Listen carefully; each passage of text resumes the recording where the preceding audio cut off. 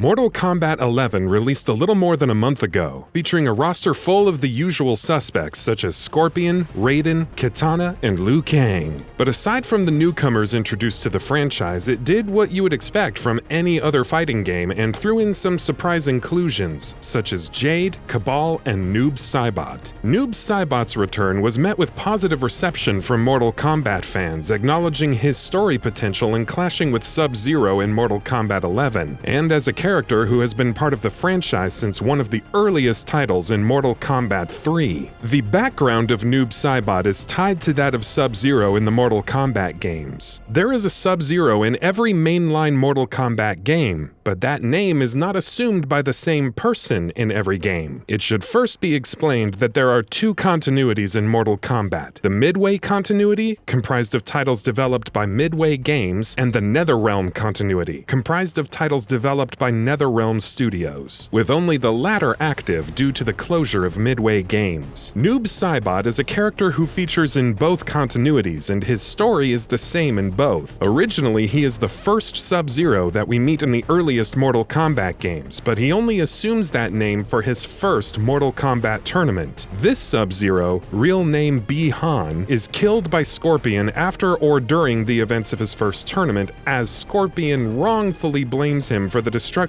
of his family and the Shirai Ryu martial arts clan that he represents. In the NetherRealm continuity, Scorpion kills Bi-Han during the tournament, and in the Midway continuity, Bi-Han is killed after the tournament. After Bi-Han dies, his soul goes to the NetherRealm. It is established in both continuities that his soul was already corrupted, but when his soul goes to the NetherRealm, Bi-Han lost all trace of humanity and virtue after later being resurrected by an evil sorcerer named Quan Chi, with Bi-Han now taking the name Noob Saibot. When Bi-Han becomes Noob Saibot, everything about his character becomes purely evil, in a sense reflecting the complete corruption of his soul in his new form. In the earlier Midway titles, Noob Saibot served other villains, but eventually he comes to the conclusion that he will work only for himself, and pursues the conquering of NetherRealm in his own name. In the NetherRealm continuity's first game, Mortal Kombat 2011, we see the arc of Bi-Han's life as it unfolds from death as Sub-Zero to revival as the evil Noob Saibot, though he later ends up serving Quan Chi and is eventually killed by Nightwolf in the story mode of the game. But we later see him again in Mortal Kombat 11, confronting a team of Scorpion and Sub-Zero at the Cyberlin Quay factory in Chapter 4. This is the only time that he is seen in the story mode, but the encounter is interesting because whether or not you choose to have Scorpion or Sub-Zero face off against Noob Saibot, either character has history with him. Scorpion, now reformed and fighting with the heroes, killed Bi-Han when he was human while Scorpion himself was still a revenant at the time, full of misdirected anger as a result of Quan Chi's manipulation. This action he took against the advising of series hero Raiden. Sub-Zero, on the other hand, is Noob Saibot's younger brother, who had previously spent time seeking news about the whereabouts of Bi-Han in Mortal Kombat 2011. And after Noob Saibot is defeated by Sub-Zero in their story mode encounter, Sub-Zero agrees with Noob Saibot in renouncing their family ties, disgusted at what Bi-Han is. Both Scorpion and Sub-Zero found redemption that eludes Noob Saibot, and apparently Noob Saibot wants nothing to do with it anyway. Kronika, the main villain of Mortal Kombat 11, sought alliances with a variety of characters, both in the present and in the past, and either living or dead, in order to effect a plan that would create a timeline free from unmanageable disturbances from the heroes. She pursues more aggressive action in Mortal Kombat 11 as she perceives Raiden to be causing timeline changes and moral imbalances, hint, skewing things towards the side of heroism, that she disagrees with. In seeking alliance with Noob Saibot, Kronika promised him an army of shadow warriors, a goal that he actually sought out in the later Midway continuity titles once he decided to pursue the conquering of NetherRealm for himself. While Noob Saibot is revived originally with the purpose of serving Quan Chi, as has been the case with many other deceased characters, as once Quan Chi claims ownership of a person's soul, he has revived them as revenants for his bidding in the past. He later willingly decides not to act in service to him in the Midway continuity, story, and in Mortal Kombat 11's non-canon character ending for Noob Saibot, with Quan Chi already dead by the time of his revival, Noob Saibot decides against service to Kronika, and ends up covering Destiny in darkness after fusing his power with Kronika, and in a way that only Noob Saibot can. In his non-canon Mortal Kombat 2011 ending, Noob Saibot rebelled against Quan Chi and Shinnok, slaying them so that he would take over Netherrealm. Of those resurrected by Quan Chi, only Noob Saibot is shown to totally have a will of his own, as typically other resurrected revenants end up serving any evil leader that appears. Many heroic characters are slain in Mortal Kombat 2011's story mode by a powered-up Sindel, recently announced as a DLC character but still existing as an evil revenant. But they either end up serving Quan Chi or Shinnok in Mortal Kombat 10. When Kronika seeks allies, she enlists the revenants to help her, and they assent. Though we see him killed in Mortal Kombat 2011's story mode, it's not really clear that Noob Saibot can actually die, as he remarks in the Mortal Kombat 11 story mode that Quan Chi's creations are too strong to die, though this might refer only to himself as a being of pure shadow and evil.